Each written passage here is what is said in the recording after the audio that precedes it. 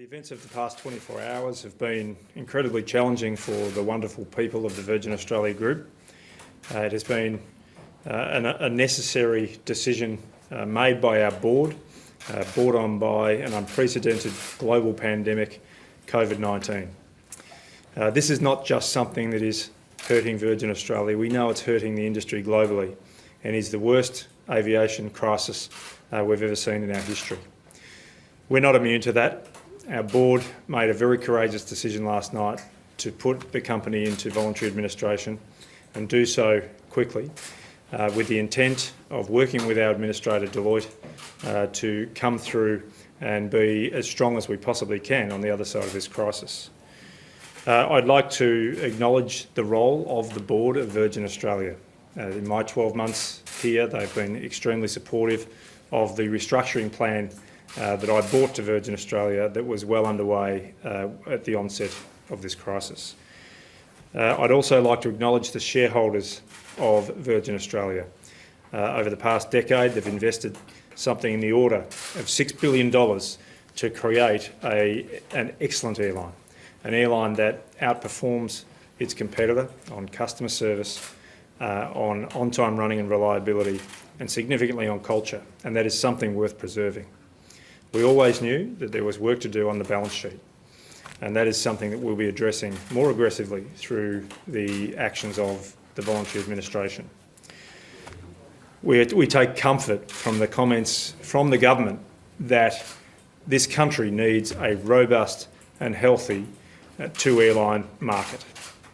And because of this process we're going through, because of the early decision of our board, that airline will be Virgin Australia. We'll come back leaner, stronger and fitter and play our role in making sure that the economy of Australia, which is currently devastated by the impact of COVID-19, recovers as quickly as it possibly can for all Australians. We're very focused in working with Vaughan to make sure that we preserve as many jobs as we can to provide as many jobs for the existing Virgin Australia Group workforce. They are the best in the business, and they're the best at what they do, and they deserve to have a very bright future, and that's my intention to make sure we create that. Importantly, Virgin Australia has for 20 years now brought strong competition to the skies of Australia. It has made airfares come down by in excess of 37% since our inception. We intend to keep doing that, and by being around in a healthy, lean and fit state on the other side of the voluntary administration means that we'll continue to do that for decades to come. So I'll pause now and hand over to Vaughan to talk on behalf of Deloitte. Thanks very much, Paul. And I'd just like to recognise that this is an incredibly stressful and difficult time for the Virgin Australia team, and in particular Paul and his leadership team as we go through this. We are absolutely committed to making sure that we run a process which sees a restructured and financially strong and viable Virgin Australia come out of this, and that process results in the company coming out of administration as soon as possible. We're not planning any change to the operations of the business.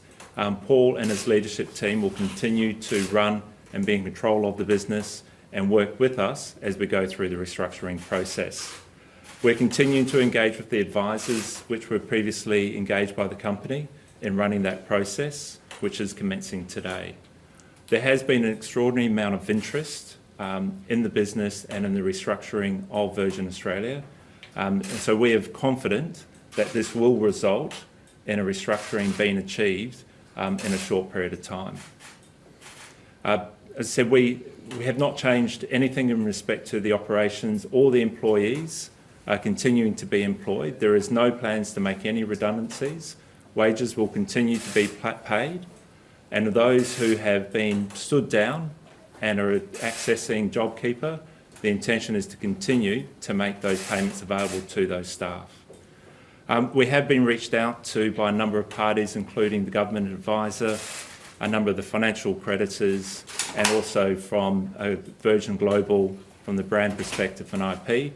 And we've got a huge amount of support from all those parties for the voluntary administration and with the intent of seeing successful restructuring come through for Virgin Australia.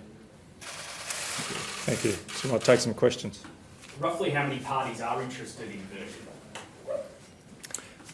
So there are a number of parties that had reached out prior to our appointment as part of a interim funding proposal or package, and there have been quite a few come in overnight. We won't go into specifics on who those parties are. Obviously, we have to keep those parties confidential, but there are in excess of 10 parties, and I'll say in excess of 10 parties who are known to us, who have got a keen interest in being part of the restructure of Virgin. Paul, are you confident you'll still have your role on the other side of this restructure? My focus right now is to make sure that the people who work within the Virgin Australia Group all have the prospects of a bright future going forward. I'm not focused on my own role. I'm working alongside Vaughan. I think the fact that we did not trade our way to this position, the fact that this has caught us by surprise as much as any airline in the world, where the oxygen supply of our business was cut off, revenue was cut off by this crisis, isn't a reflection on the wonderful management team and all of the people that work at the Virgin Australia Group. There was good acknowledgement that the plan that we had going into this crisis was a good plan to make sure we turned a great airline into a great business. And that progress was halted somewhat by this unprecedented event.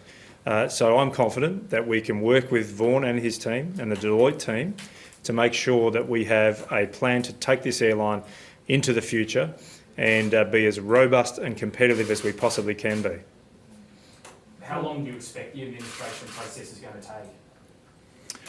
It's a really good question, and the intent here is not for it to be a prolonged, drawn-out process. There are a number of very sophisticated parties who have got the capability to be part of the restructure of the company. We plan to run that process very hard with our advisors, Hughes and Loki, in order to make sure that that process is as short a period of time as possible. We are calling for expressions of interest, which we expect we will receive within the next couple of weeks. There will be a flyer going out today, an information memorandum going out next week, and then we'll define the process and the timetable at that point. But we expect to be in a position to know what the outcome will be, or likely to be, over the next 2 to 3 months. I know you can't name the potential buyers, but could you just give us a flavour of what types of companies they are? It's quite a wide cross-section of parties, and yes, there are international parties that have expressed an interest, but it is wide and it crosses the whole spectrum of potential parties. We just can't go into give you any details at this stage. It is still very preliminary. I think as we go through the process, we'll be able to give a bit more clarity, especially if we move into a shortlisted group of parties. We should be able to give a bit more clarity around the calibre of parties at that time. But at this time, it is just expressions of interest, so we'll just leave it there. If a private equity firm, if it is the eventual owner of Virgin, and you said there's going to be no redundancies, but private equity's history is that there will be lots of redundancies. Our intent is to position the business to be around a restructuring. I guess my primary objective is around creating the best outcome for all stakeholders, and employees are a very, very important part of that. The intent is to create optionality and seek to preserve as many of those jobs as possible. As we go through the expressions of interest as they come in, we'll be very mindful around the impact on all the stakeholder groups when we assess those options. But you can't guarantee jobs long term, can you? Well, we haven't got any of the proposals yet, but we'll work through that with all the parties, and it is about getting best outcome for everyone. So we will take lots of different things into consideration when we consider what the proposals that come into us are. Paul, have you personally been talking to Richard Branson over the last couple of weeks about this? What's his response been? So Richard Branson cares deeply about Virgin Australia. I talk to Richard on a regular basis. It must be remembered that Richard takes a lot of pride in this company and is one of the airlines he pays a lot of attention to.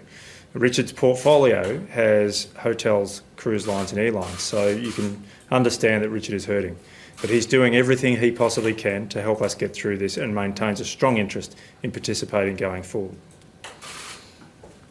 And it's fair to say, it's also good to note he did put a personal note that has been made available to all the staff overnight. Virgin's also a big sponsor of sport, particularly AFL V8 Supercars. What's going to happen there with that arrangement? We'll work through every one of those contracts as part of the administration. The AFL is a very, very important partner of ours, and it's important that we have those partners on the other side. I know that we have a lot of sponsorships as well in other sports, and we'll be looking at all of those as we go forward through the administration. Also, in your latest accounts to the end of December last year on revenue of $3 billion, there were financing costs and expenses around financing of $1.2 billion. I mean, is that sustainable? I mean, given, I know coronavirus has made things a lot worse, but numbers like that, are they sustainable in the long term? Well, it's certainly not sustainable in this environment. We know that.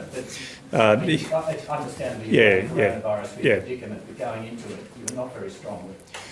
Yeah, so one of the things I've said from the very day I arrived here is that we wanted to turn a great airline into a great business. Part of that plan was to reduce the leverage and make sure that we lessened the debt burden on the organisation.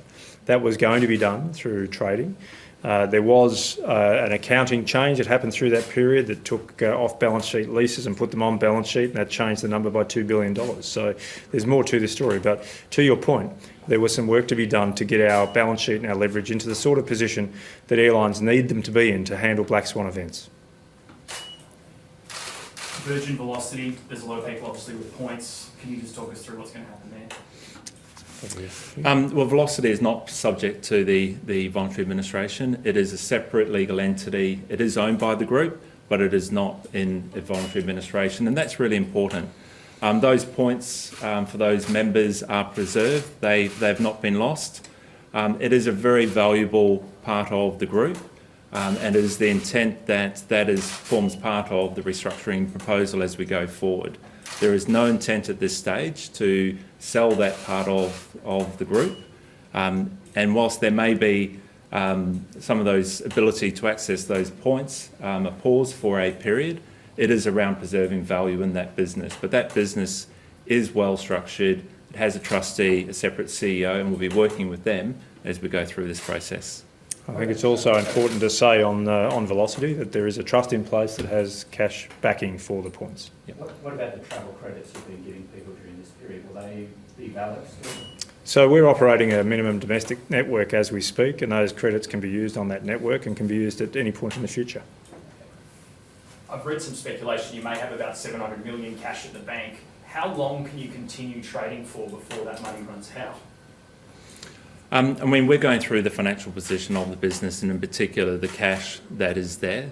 There is certain portions of that cash which is set aside to support merchant facilities and some of the financiers' debt. We're working through that. We're comfortable and confident that we have sufficient funding in order to continue to trade during this period to restructure the business. And there have been a whole host of parties who have already reached out to us with offers of providing financial support during the process as well.